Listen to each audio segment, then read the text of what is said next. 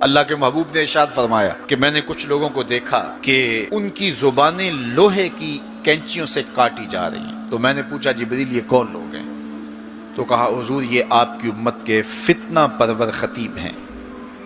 جو کہا کرتے تھے ان کا اپنا وہ عمل نہیں ہوا کرتا تھا۔ لوگوں کے اندر فتنہ اور فساد بپا کرنے والے لوگ، جن کی زبان کی تلخیاں معاشروں کے اندر تفریق پیدا کرتی ہیں، بھائی بھائی سے لڑ پڑتا ہے، میاں بیوی کے درمیان تفریق پیدا کر دیتے ہیں، نفرت کی چنگاریاں ان کی زبان اگلتی ہے، اور ان کے لہجے لوگوں کے اندر تفریق، تشدد، افتراق اور فرقہ بندیاں پیدا کرتے ہیں۔ تو ایسے لوگ قیامت کے دن ان کی زبانیں لوہے کی کینچیوں سے کاٹ دی جائیں گی، جس کی صورت اللہ کے محبوب پہلے ہی ملاحظہ فرما چکے۔ اللہ کے محبوب علیہ السلام فرماتے ہیں میں نے ایک منظر دیکھا کہ ایک سوراخ ہے، اس سے ایک بیل نکلتا ہے، نکلنے کے بعد دوبارہ گھسنے کی کوشش کرتا ہے لیکن گھس نہیں پاتا۔ جبریل نے کہا کہ حضور یہ ان لوگوں کی مثال بیان کی ہے جو زبان سے بڑا بول نکال دیتے ہیں اور پھر دوبارہ اس کو لینا چاہتے ہیں تو پھر وہ واپسی نہیں ہو سکتی۔ بعض اوقات آپ کوئی ایسی بات کر دیتے ہیں جس سے فتنہ پھیلنا شروع ہو جاتا ہے، جس سے شر پھیلنا شروع ہو جاتی ہے، جس سے لوگ آپس میں الجھ پڑتے ہیں، تو آپ آرام سے زبان سے کوئی جملہ نکال دیتے ہیں لیکن بعد میں اس کو واپس لینا چاہیں لیکن وہ شر پھیل چکی ہوتی ہے۔ تو اسی لیے ہمارے بزرگوں نے ہمیں یہ کہا ہے کہ بولنے سے پہلے 100 مرتبہ بات کو تول لو، غور کر لو، فکر کر لو۔ کمان سے تیر نہ نکلا ہو، آپ کے پاس اختیار ہوتا ہے کہ جب چاہو اس کو پھینک لو، لیکن جب آپ کمان سے تیر چھوڑ چکے ہوں تو پھر آپ کا اختیار ختم ہو جاتا ہے، پھر وہ زخمی کرے، کسی کی موت کا سبب بنے، یا وہ تیر ضائع چلا جائے،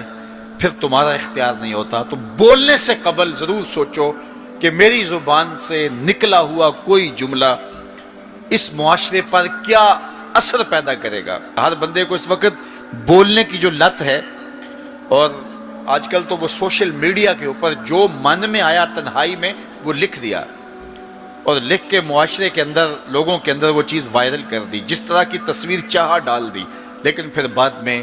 وہ آپ کے اختیار میں چیز نہیں رہتی ہے۔ بلکہ اب تو اتنے بخسیس اور اتنے نیچ فطرت کے لوگ بھی سوشل میڈیا پہ بیٹھے ہوئے ہیں۔ کسی زمانے کے اندر جو گندے مزاج کے لوگ ہوتے تھے وہ واش روم کے اندر بیٹھ کر کے چھپ کے اپنے خب سے باطن کا اظہار کرتے تھے، اور واش روم کی دیواروں کے اوپر جو ان کے من میں غلاظت ہوتی وہ لکھ دیا کرتے تھے۔ پبلک واش رومز کے اندر ایسے مناظر آپ نے بھی دیکھے ہوں گے کہ انسانیت کا سر شرم سے جھک جاتا ہے۔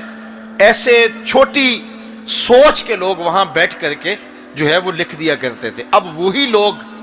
ان کو ایک سوشل میڈیا کا پلیٹ فارم مل گیا ہے،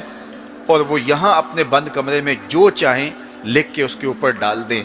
اور اس کی شر اور اس کا فساد اور اس کی غلاظت، اس کی گندگی کے چھینٹے کہاں کہاں تک پہنچتے ہیں، ان کو اس سے غرض نہیں ہوتی۔ تو ایک ایک حرف جو زبان سے نکلتا ہے، تمہارے قلم سے نکلا ہوا ایک ایک جملہ، اس کا حساب ہونا ہے قیامت کے دن۔ ایک ایک چیز کے بارے میں پوچھا جائے گا۔ اور آج اگر تم سوشل میڈیا پہ کوئی بات چھوڑتے ہو، یا کسی مجمع عام کے اندر کوئی بات کرتے ہو، یا تنہائی کے اندر کوئی بات کرتے ہو اور پھر اس کی شر پھیلتی ہے، تو وہ شر تو پھر سفر کرتی رہے گی۔ تم اب وہ جملے کہنے چھوڑ بھی دو، تم اپنا وہ اکاؤنٹ بند بھی کر دو، لیکن وہ شر، وہ غلاظت، وہ گندگی، وہ چھینٹے جو اڑے تھے وہ آگے بڑھتے رہیں گے، اور اس کا گناہ تمہارے نامہ اعمال میں، تمہارے کھاتے میں درج ہوتا رہے گا، حتیٰ کہ تم مر بھی گئے تو پھر بھی تمہارے نامہ اعمال کے اندر وہ سب کچھ اترتا رہے گا۔ اس لیے اپنے آپ کو محتاط کرنے کی ضرورت ہے، اور اپنے ایک ایک لمحے کو محفوظ کرنے کی ضرورت ہے۔ اپنے وقت کو قیمتی جانو، اپنی زبان کو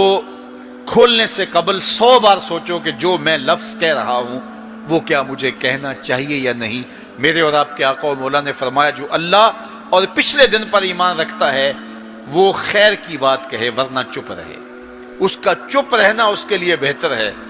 اور اگر وہ کہنا چاہتا ہے تو وہ خیر کی بات کہے۔